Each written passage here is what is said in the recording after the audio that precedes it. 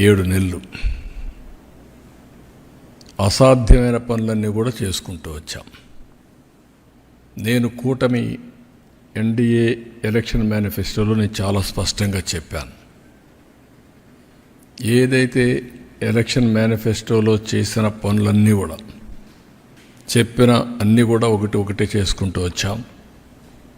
అమరావతి ఏకైక రాజధాని చెప్పాం. అమరావతికి 15,000 కోట్ల రూపాయలు కేంద్రం ఈఏపీ ప్రాజెక్టుల ద్వారా డబ్బులు ఇప్పించారు. అదే సమయంలో అవన్నీ కూడా గ్రౌండ్ అయ్యే పరిస్థితికి వచ్చింది. ఇంకొక పక్క పోలవరం పూర్తిగా నిర్వీర్యమైపోయినటువంటి పోలవరానికి 12,000 కోట్ల రూపాయలు డబ్బులు 12,157 కోట్లు ఇచ్చారు. రేపు మళ్ళీ దానికి డయాఫామ్ వాల్ ఫౌండేషన్ వేసే పరిస్థితికి వచ్చాం.